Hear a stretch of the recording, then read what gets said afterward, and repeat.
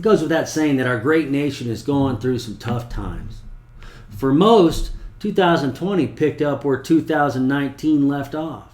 The economy was expanding, unemployment was lower than it had been in decades, and although there were some challenges, compared to what's been going on as of late, all seemed to be going well.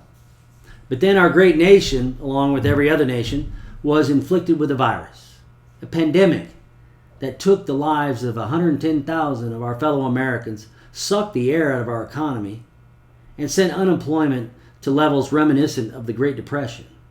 And then just when we were coming out of the pandemic that was inflicted upon us, the brutal killing of George Floyd launched us into this current season of self-inflicted turmoil.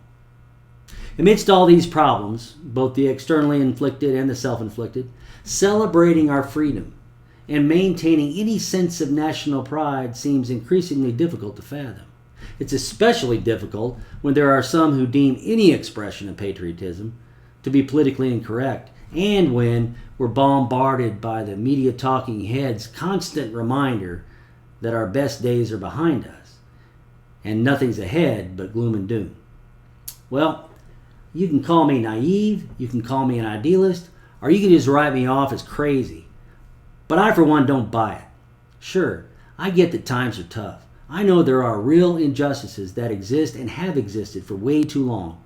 And I know that we as citizens are as divided as we've ever been. But I don't for a second believe that our best days are behind us. I say that because in my heart of hearts, I believe that the very one who made America great in the first place is the same one who, if we'll turn to him, will pull us out of our current funk and lead us to once again realize our God-given potential and power for good. I believe this because from our nation's very founding, God has been at the heart and is at the very soul of who we are as Americans. Although there are those who try to expunge the divine from our society, God remains right here in the middle of virtually every one of our national symbols. You don't believe me or need an example? Well, check out a dollar bill. Think about it.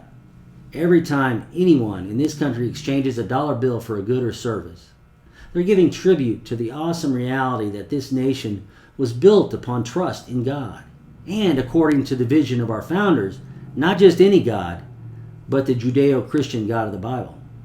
You see, our founders understood something that perhaps us 21st century Americans need to be reminded of, namely that God is both at the core of who we are as Americans, as well as the source of the freedoms we Americans enjoy.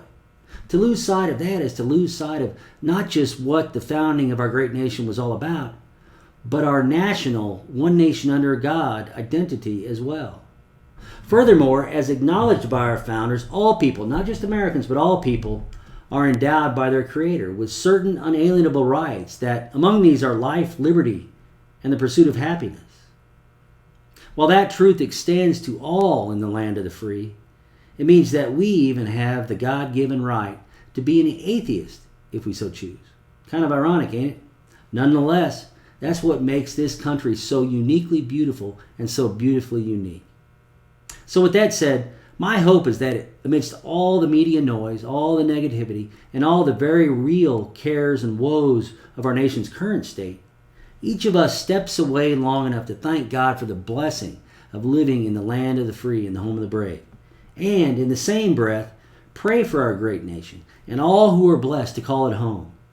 And should you find yourself in need of a little prayer inspiration, you might try something in the spirit of America, America, God shed his grace on thee. That oldie but goodie works for me and has worked for others over the past 244 years. Maybe it'll work for you as well. Have a blessed Thursday, and remember, God's got this, so keep on looking up, keep on loving and caring for one another, and keep on praying for our great nation. And we'll see you in worship.